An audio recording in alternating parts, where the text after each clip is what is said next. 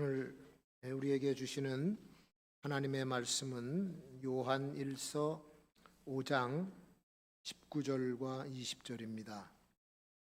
또 아는 것은 우리는 하나님께 속하고 온 세상은 악한 자 안에 처한 것이며, 또 아는 것은 하나님의 아들이 이르러 우리에게 지각을 주사 우리로 참된 자를 알게 하신 것과, 또한 우리가 참된 자 곧 그의 아들 예수 그리스도 안에 있는 것이니 그는 참 하나님이시요 영생이시라. 아멘. 기독교가 시작된 초대교회의 시대는 처음부터 극심한 박해를 받았습니다. 수많은 기독교인들이 죽임을 당하고 박해를 받아 어려움을 많이 겪었죠.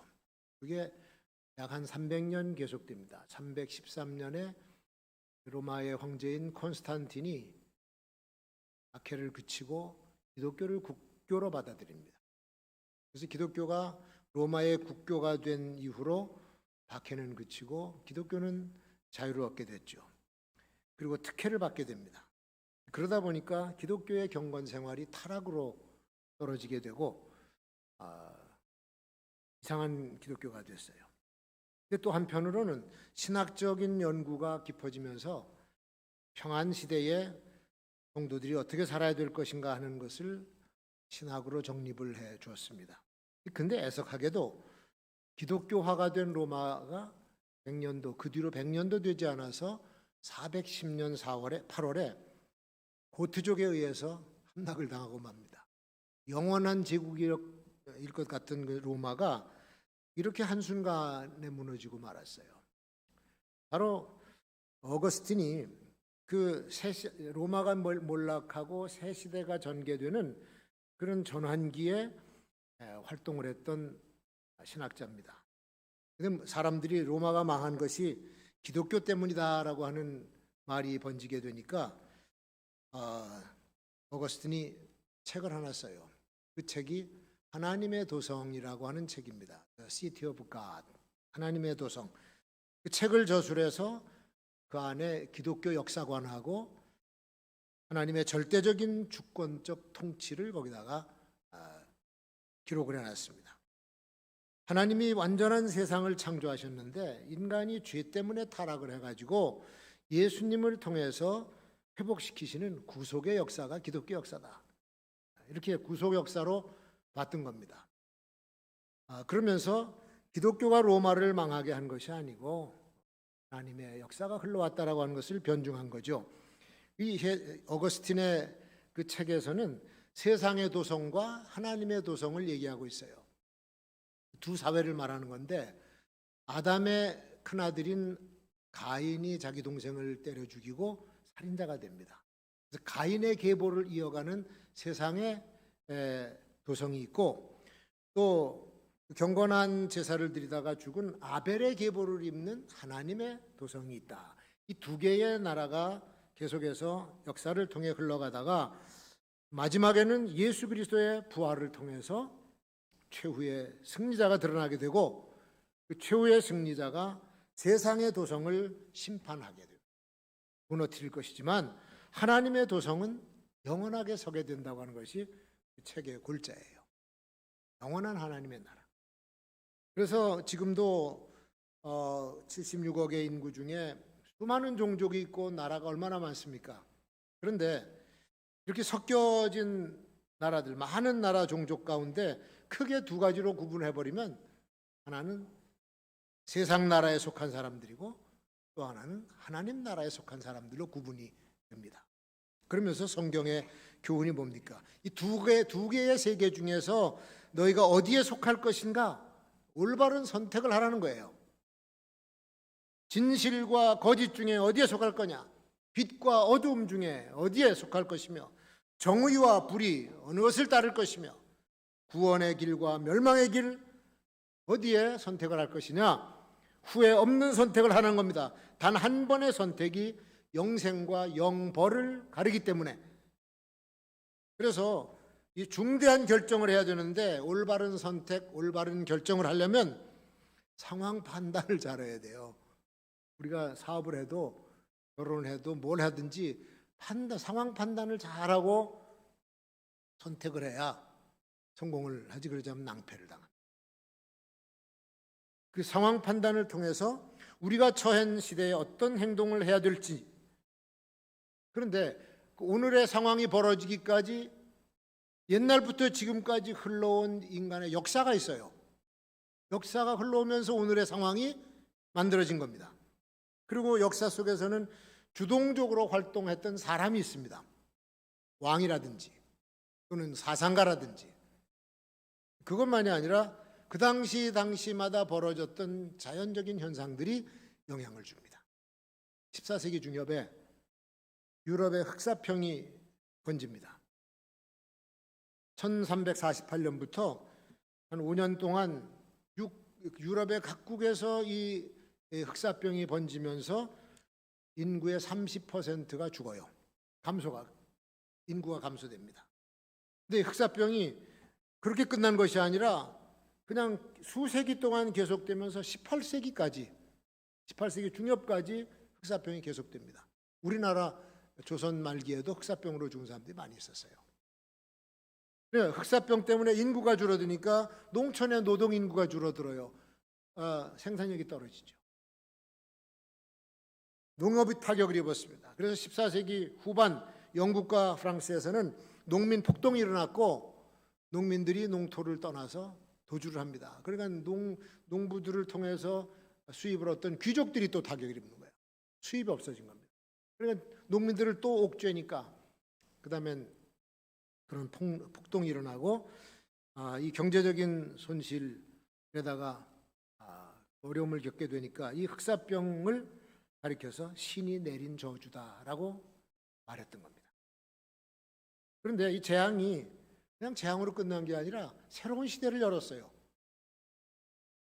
문예 부흥이 일어나고 종교 개혁이 일어나는데 이게 역할을 한 겁니다. 재앙이. 자, 우리는 지금 작년부터 코로나 팬데믹을 2년 동안 지금 겪고 전 세계가 이것 때문에 고통을 당하고 있는데, 코로나 시대에 우리가 이런 시대를 어떻게 볼 것이며 그 시대에 어떤 자세를 살아가야 될 것인지 중대한 결정을 해야 될 시점에 지금 와 있는 겁니다. 저희들이. 역사라고 하는 것은 큰 강물처럼 그렇게 흘러와요. 물줄기를 따라서 흘러가다가 또 그냥 그렇게 흘러가는 것이 역사 아니겠어요? 그러나 역사의 흐름은 사상의 흐름이기도 합니다. 사상은 철학자들의 사고에서 나옵니다. 고대 철학자들, 우리가 잘 아는 소크라테스라든지 제자 플라톤이라든지 아리스토텔레스, 이 사람들이 고대 헬라의 철학자들입니다. 그들이 주장하는 이론들이 거기서 끝난 게 아니라 오늘까지 계속되는 거예요. 그런 철학자들이 주장한 이상국가, 국가론을 말하는데 세 가지를 얘기합니다. 첫 번째는 지도자, 왕, 통치자가 있어야 되는 거예요. 두 번째는 나라를 지키는 수호자가 있어야 돼요. 군대가 있어야 돼요. 세 번째는 생산을 하는, 농업을 하든 집을 짓든 뭐 생산자가 있어야 돼. 이 세 개의 존재가 있어야 되는데 통치자는 지혜가 있어야 된다. 그래서 철학자, 소수의 엘리트, 철학자들이 지도자. 두 번째, 수호자, 군사는 용맹해야 된다. 용기가 있어야 된다. 세 번째, 생산자는 절제가 있어야 된다. 이런 세 가지 덕이 그 사람들에게 정상적으로 조화롭게 이루어질 때 비로소 정의로운 개인이 되고 정의로운 나라가 된다는 거예요. 그 철학자들이 주장한 주장입니다. 이상국가. 그래서 근데 이 사람들이 사상만 내놓은 게 아니라 소크라테스나 플라톤이나 아리스토텔레스 같은 철학자들은 그 개념, 그 이념 아래 아테네의 민주 정부를 무너뜨리고 스파르타, 카르타고 같은 엘리트주의자들을 세우려고 했었어요. 그래서 민주정부의 인사들을 개돼지로 매도하면서 실제로는 보면 고리대금으로 부자가 된 사람들하고 결탁을 하기도 하고 이런 현상이 일어났던 거죠. 그런데 이 철학자들의 사상이 후대 사람들에게 영향을 주면서 그들도 똑같은, 그들과 같은 이상국가를 꿈꾸게 된 겁니다. 제국의 이름만 바뀌었지 세상의 주인은 그런 사람들이 이끌어가는 것이다라고 생각한 거예요. 그래서 옛날 그 철학자들의 사상이 현대 사상가들의 머릿속에서 공산 사회주의 이상국가를 꿈꾸게 되지 않았습니까? 그래서 그 사상가들의 영향으로 통치 이념을 삼은 사람들이 구소련의 레닌과 스탈린, 중국의 모태동, 그런 사람들이 그 통치 이념을 받아들여서 공산혁명을 일으킵니다. 수많은 사람들을 살해했죠. 그리고 한때 시대를 지배했습니다. 70년간 지배를 했는데 소련이 붕괴되고 그러면 공산주의 사상이 없어졌나요? 그대로 있습니다. 또 다른 형태로 남아서 그 사상과 이념을 신봉하고 따르는 사람에게 들어붙어 가지고 오늘도 그와 같은 통치를 꿈꾸고 있는, 이상국가를 꿈꾸고 있는 사람들이 전 세계에 많이 있다, 그런 얘기입니다. 근데 그 사람들의 사상 속에는 소수의 엘리트 집단들이 권세를 잡으면 그 외의 사람들은 길들여지는 동물과 같다라는 생각을 가지고 있어요. 개, 돼지. 그래서 그런 말이 자연스럽게 나오는 겁니다. 법이 있죠. 법은 있는데 법은 누구를 위한 거냐? 길들여야 될 대상을 위해서 만든 것이지 통치하는 사람들에게서는 전혀 해당이 안 되는 게 법이에요. 그래서 자기들이 사람 길들이기에 필요할 만큼 법을 만들고 안 되면 바꿔서 또 만들고, 자기는 법에 저촉을 받는 것이 아니고 우리는 이상과 사상을 가지고 이상국가를 만들어가는 사람들이기 때문에 이 법이 필요가 없다는 거죠. 그래서 탈법 행위를 하면서도 부끄러움 없이 당당하게 나올 수가 있게 되는 겁니다. 사상의 배경이 그런 거예요. 그럼 왜 저 사람들이 이 죄도 안 맞는 저 짓을 할까? 사상이 그래서 그래. 그 초법자가 되는 거예요. 옛날 루이 14세가 왕권이 강화되니까 뭐라 했습니까? 짐이 곧 국가다. 왕이 국가라는 겁니다. 우리가 곧 법이고 우리가 국가라는 개념이에요. 그리고 공산주의 사상이 고대 철학가들의 사상에 그 물을 먹으면서 그렇게 만들어진 통치 철학, 지금도 세계 각처에서 실행이 되고 있습니다. 그런데 그 당시에 이 철학자들이 만들어낸 그 사상에 반기를 든 사상가가 하나 있었습니다. 그게 누구냐면 디오게네스예요. 디오게네스. 그 당시에 철학자들의 부조리에 정면 도전하고 나와서 소리를 질렀던 사람들, 그 사람들을 이제 견유학파라 그래요. 개견자 써가지고 개는 도둑을 보면은 짖기 시작합니다. 그러니까 자기 눈으로 보기에 번드르르한 이론을 내놓고 사상을 내는데 하는 짓 보니까 전부 다른 데 가서 결탁을 하고, 그러니까 책망을 하기 시작하고 소리를 지르기 시작했어요. 잘못된 통치 사상으로 허상을 추구하는 이성주의자들, 또 화려한 제국주의자들의 빗나간 엘리트주의 계속해서 부르짖는 거예요. 그러면서 자기는 무소유로 무권력의 삶을 살았던 겁니다. 대낮에 유명한 일화가 있죠. 대낮에 등불 하나 들고 이래 다녀. 사람들이 이상하죠. 미쳤다. 무슨 낮에 등불을 켜갖고 다니나. 그러니 뭐라고 얘기하냐면 아덴의 거리에 정직한 사람 한 놈 찾고 있다. 그게 디오게네스입니다.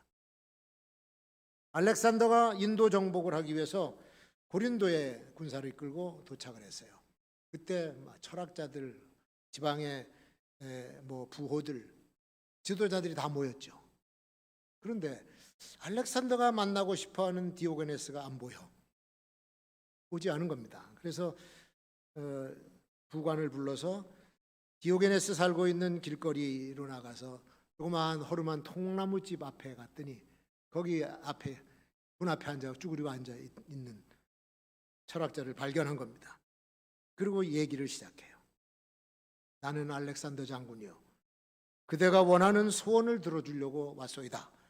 그러니까 이 사람 하는 얘기가, 내 소원은 당신이 지금 가리고 있는 저 햇빛을 좀 쬐게 비켜주는 게 내 소원이요. 그러니까 알렉산더가 좀 살짝 기분이 상했죠. 그대는 내가 두렵지 않소? 반문합니다. 장군은 죽음이 두렵소? 나는 죽음이 두렵소. 나는 하나도 안 두렵소. 얘기가 그렇게 진행이 돼요. 장군은 지금 어디로 가는 길이요? 나는 인도 정복을 하러 군대를 끌고 갑니다. 그 인도를 정복하면 뭐 하려고 하오? 할 일이 없어지면 쉬어야 되겠죠.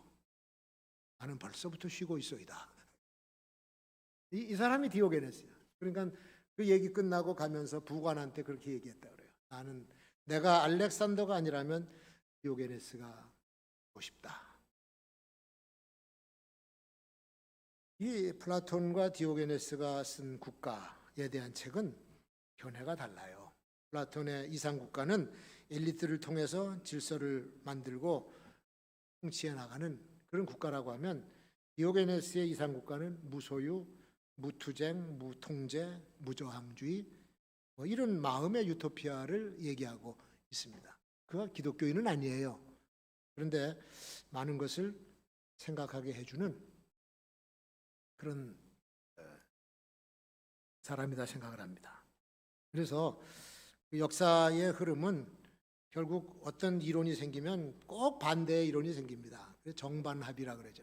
반대 이론이 생겨요. 그럼 둘이 싸워, 계속 싸우다가 이것도 저것도 아니까 하나가 나와. 이걸 융합을 해서 하나가 나. 그게 합이에요. 그게 또 진리가 돼요. 그러면 그 힘을 안 속 그냥 있는 게 아니라 그 안에서 또 갈라져서 또 싸웁니다. 세계 패권을 잡아도 그 안에 그 반대자들이 있어 또 싸웁니다. 뭐 여당이 집권했다고 여당 안에 갈등이 없어요? 있습니다. 계속해서 역사가 그렇게 발전해 왔다는 게 그게 해겔의 역사 이론이죠. 그러니까 뭐 그런 식으로 발전해 나간다 할지라도 어쨌든 인류 역사는 인간 중심의 통치와 하나님 중심의 통치 둘로 갈려집니다. 그게 오늘날까지 흘러왔고, 중세시대에는 기독교 제국이었습니다. 교황이 하고 싶은 대로 했습니다. 근데 교황청 안에도 또 이 흐름이 두 종류의 사상적인 흐름이 있어요. 교황을 중심으로 한 교권주의가 있는가 하면 그거저거 꼴 보기 싫으니까 우리는 광야로 나가겠다 해서 수도원 운동을 한 그런 운동이 있었어요. 수도원도 나중에 커지니까 그 안에서 또 부패가 되고, 사람이 있는 것에 별 수 없어요. 수 없어요. 그 역사가 오늘도 우리를 싣고 가는 거예요.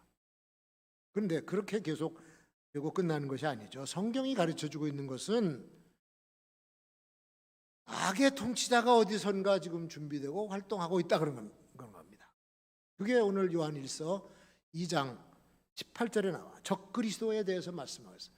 적그리스도가 있다고 하는 얘기를 들었는데 그가 지금 나와서 활동하고 있느니라. 마지막 시대에 적그리스도가 나오는데 그래서 지금이 마지막 때라라고 사도 요한이 당신의 때를 말세로 규정을 하고 적그리스도가 나와서 활동하고 있다는 거예요. 적그리스도가 나와서 무슨 활동합니까? 대표적으로 하는 일들이 있어요. 첫 번째가 진리를 왜곡시켜요. 하나님의 진리를. 왜곡된 진리를 가지고 그 다음엔 하나님의 백성들을 미혹을 해요.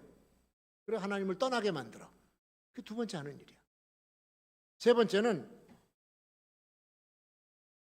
이 세계를 통합을 해요. 하나로 통합을 해서 그 위에 군림을 하고 악으로 통치하는 그 주모자로 나오게 됩니다. 근데 그가 군림하게 되면은 그리스도를 대적하기 때문에 적그리스도예요. 그리스도를 따르는 성도, 교회 그냥 두질 않습니다. 아주 잔인하게 박해를 하고 씨를 말려버리려고 그러겠죠. 그게 이제 마지막 전투, 영적인 전투. 이거를 우리가 알아야 돼. 이걸 대비를 해야 돼요. 그 마지막 때에 나타날 적그리스도. 지금은 뭐 그림자처럼 그런 존재들이 나왔습니다만은 주님께서 복음서에서 예언하신 마지막 시대의 징조를 보면 뭐 나라와 나라, 민족이 일어나서 서로 싸운다. 전쟁을 얘기하는 거고. 그다음에 기근을 얘기하고 지진을 얘기하고 천재지변이죠. 재난을 말하고 있고 영적으로 미혹을 하고 하나님을 떠나는 배도의 현상이 일어나고 그게 마지막 시대의 아주 현저한 그 증거 아니겠어요? 실제로 작년, 금년 우리가 자연재해 보면 규모가 어마어마합니다. 전하고는 달라요.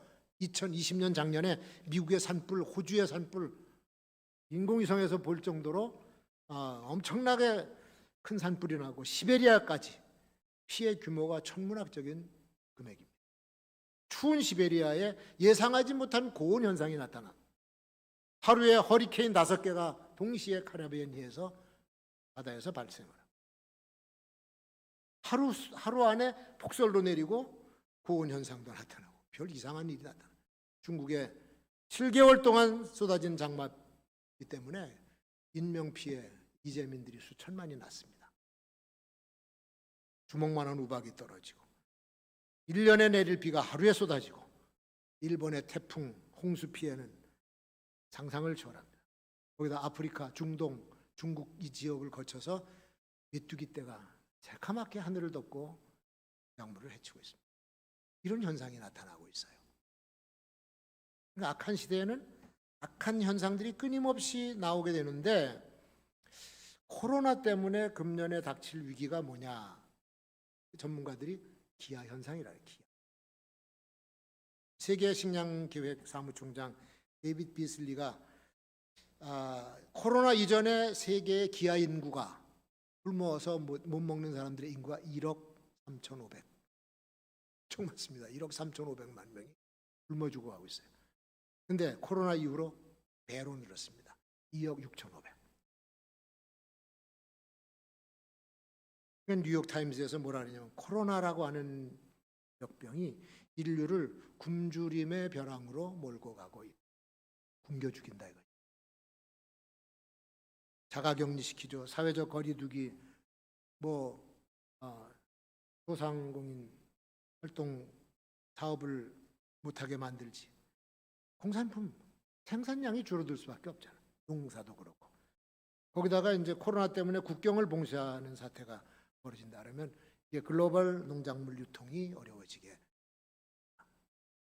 벌어놓은 돈 가지고 빼서 식량 사 먹다 끊어지 돈 떨어지고 식량 떨어지면 굶어 죽는 수밖에 없어요. 미국의 시카고 곡물 시장에서 지난 반년간 농산물 가격이 38.5%가 올라갔습니다. 가격이 뛰어버려서 귀하다는 얘기지. 근데 이걸 우리 기아 팬데믹이라 그래요. 코로나 팬데믹에서 기아 팬데믹으로 오는데 기아 팬데믹이 어디로 발전되냐면 전쟁 팬데믹으로 가는 게 순서라 그런 얘기.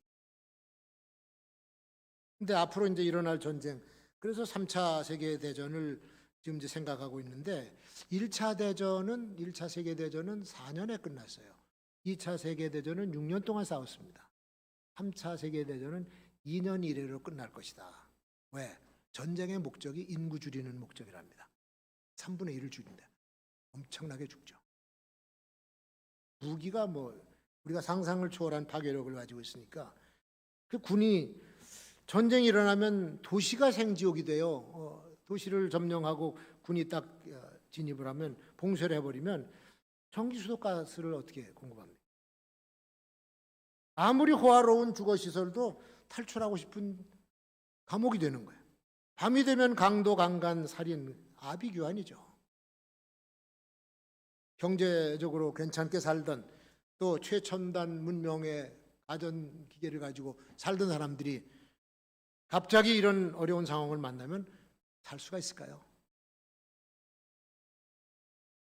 지금 거의 모든 사람들이 대도시로 모여듭니다. 대도시에 범죄도 많아요. 아주 타락한 삶을 즐기고 있는 사람들이 얼마나 많은지.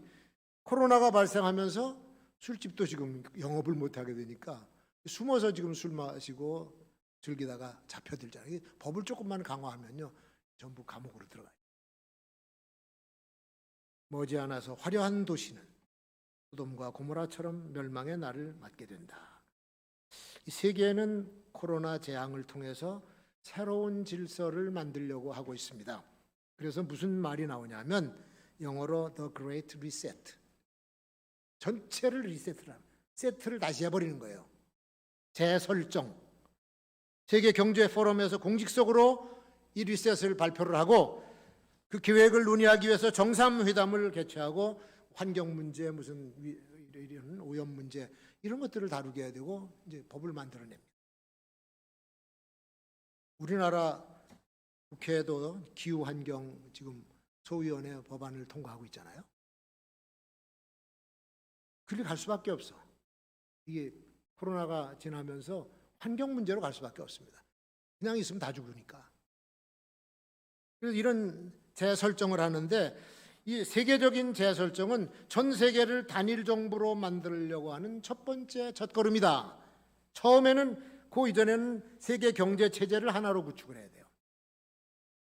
통화를 하나로 만들. 우리가 쓰고 있는 원화, 달러 이런 게 이제 필요 없게 된다 그런 얘기.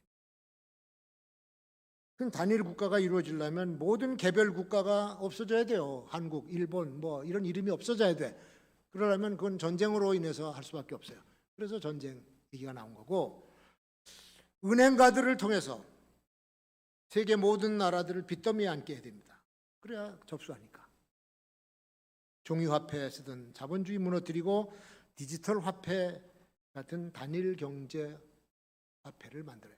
이제 종이돈 가지고 와서 쓸 시대가 아니에요. 벌써 어젠가 그저께 뉴스에 10만 원 이하는 돈을 쓰지만 그 이상은 돈 지폐를 못 쓰게 됐어요.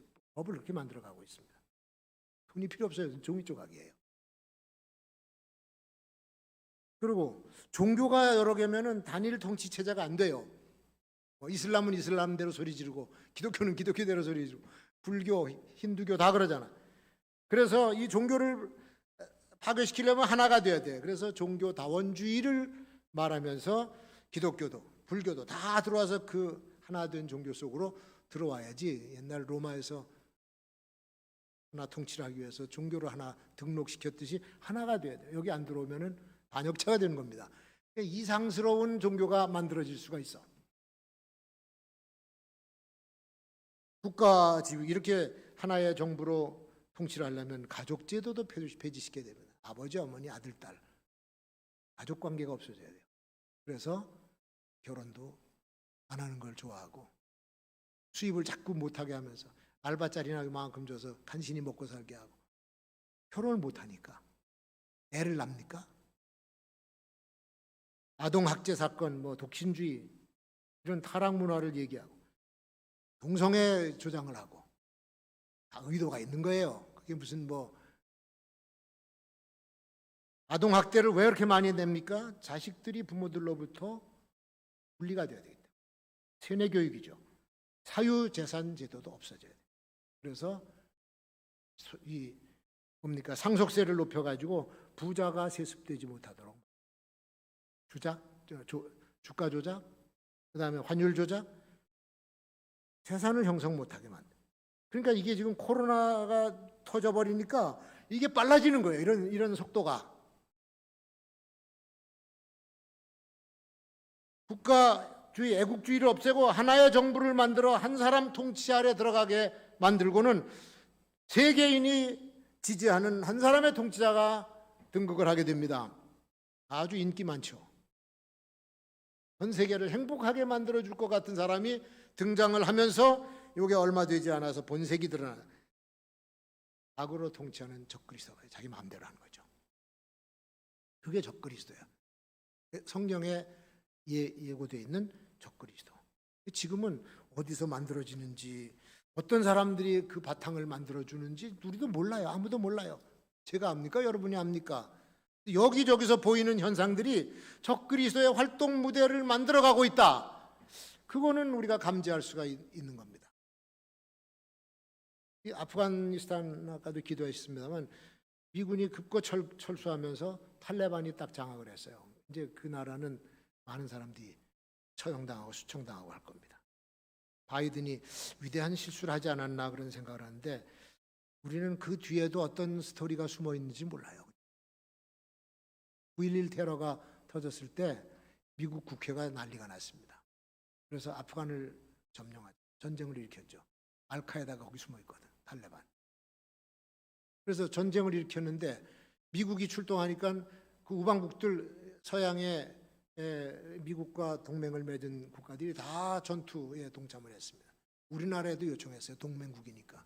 근데 우리나라 정부가 조금 미온적으로 전투 병력을 안 보내고 다른 병력을 보냈습니다. 러시아는 거기 안 섰다가 아프가니스탄에서 쫓겨났죠. 패전하고 물러갔습니다. 근데 중국이 거기 가담을 해서 중국이 미국을 도왔어요. 그 순간에. 그래가지고 전쟁 끝난 뒤에 중국에 막대한 돈이 들어가 갑자기 나라 경제가 굉장히 발전하는 전 세계 2위의 경제 대국이 됐어요. 미국하고 지금 라이벌이 돼가지고 아주 미국이 심기가 불편하지, 중국 때문에. 그런 협상들이 뒤에 음모와 협상들이 막 우리가 알지 못하는 뒤에서 일어나고 있는데, 이 적그리스도가 활동할 수 있는 무대도 누군가가 만들어주고 있고, 우리가 알지 못하는 배후에서 이런 것들이 만들어지고 있어요. 그러니까 그 누가 하는지 알지 못하지만 어쨌든 우리는 하나님의 말씀을 주의 깊게 살피고 지금 현재 돌아가고 있는 이 국제 정세를 주의 깊게 보면서 단일 경제 체제, 그다음에 단일 정부가 형성이 된다, 모양이 갖춰진다라고 하는 것을 가시적으로 보이게 되면 그때는 여러분을 준비해야 돼요. 역사와 시대를 잘 살펴보고 성경을 깊이 있게 읽어야 하나님이 어떤 것을 우리에게 가르쳐 주시려고 하나. 그래서 오늘 본문 말씀의 제목처럼 어디에 소속될 거냐, 이 시대에 우리가 속할 곳이 어디냐. 근데 사도 요한이 확실하게 보여줬어요. 19절에 또 아는 것은 우리는 하나님께 속하고, 우리는 하나님께 속하고, 할렐루야, 온 세상은 악한 자 안에 처한 것이다. 온 세상 바깥의 세상은 악한 자 안에 처한 것이다. 이런 상황 속에서 우리가 살고 있는 이 세상은 악한 자 안에 있다라고 하는 것을 성경이 가르쳐주고 있습니다. 옛날 구약 여호수아가 이스라엘 백성에게 마지막 연설을 합니다. 백성들이 서야 될 줄을 확실히 하라. 줄을 확실히 서라. 24장 15절에 만일 여호와를 섬기는 것이 너희에게 좋지 않게 보이거든 너희 열조가 강 저편에 섬기던 신이든지 혹 너희가 살고 있는 이 땅 아모리 사람의 신이든지 너희가 섬길 자를 오늘 택하라. 줄을 그쪽으로 서. 그러나 오직 나와 내 집은 여호와를 섬기겠노라. 나는 여호와 줄에 서겠다. 이거를 확실하게 해줘야 되는 거예요. 이거를 하는지 안 하는지. 그러니까 줄은 이익을 얻는 줄도 있고 손해보는 줄도 있어요. 잘못 쓰면은 죽기도 하고 잘못 쓰면은 잘 나가요. 잘 서야 사는 길이 생겨요. 적그리스도가 활개칠 무대에 서서 그와 함께 행동을 하다가는 끔찍하게 패망당한 일을 당하게 된다. 그러나 하나님께서 다스리는 곳에 서서 하나님 편에 서 있게 되면 천년왕국에서 왕노릇을 하게 될 줄로 믿습니다. 내년에 있을 대선을 앞에 놓고 여당과 야당 대선 주자들이 지금 아주 분주하게 돌아다니고 있습니다. 서로 주도권 경쟁하면서 공격도 하고 서로 또 방어도 하고 비난도 하고 난리들이에요. 다 자기가 대권을 차지하면 국민을 위해서 일하고 행복한 나라를 만들겠다고 다 그러지. 옛날에도 그랬습니다. 안 그런 사람이 어디 있어요? 앞으로도 또 계속 그러게 하겠지. 그러나 그 사람들 말대로 된 것이 얼마나 됩니까? 지금도 법을 마음대로 바꾸고 만들면서 국민들이 불안해하잖아요. 누가 권력을 잡는다 해도 그 사람 믿을 수 없고 그가 속한 집단을 믿을 수가 없어. 정치는 믿을 수 있는 것보다 믿을 수 없는 것이 훨씬 더 많습니다. 어차피 세계는 그렇게 가요. 그리고 최종적으로 적그리스도의 무대가 만들어지는 것이다. 그래서 하나님의 사람들은 이런 세상에서 살아가는 것 자체가 전투입니다. 전쟁이에요. 지금 영적인 전쟁에 들어와 있어요. 죽느냐 죽이느냐의 싸움입니다. 아군 편에 확실하게 서야 돼요. 아군 편에. 적군을 이롭게 하면 이적죄가 되고 반역죄가 됩니다.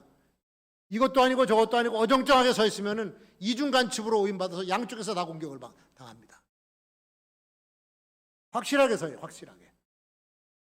하나님께 속한 자들이라고 하기 때문에 우리는 하나님 편에 확실하게 서서 세상에서 악을 도모하는 자들을 대적해야 되는 거예요. 이게 교회가 하나 돼서 대적을 해야 되는데 교회가 각기 다른 생각이고 하나가 안 됩니다. 그럼 어떻게 싸우겠어?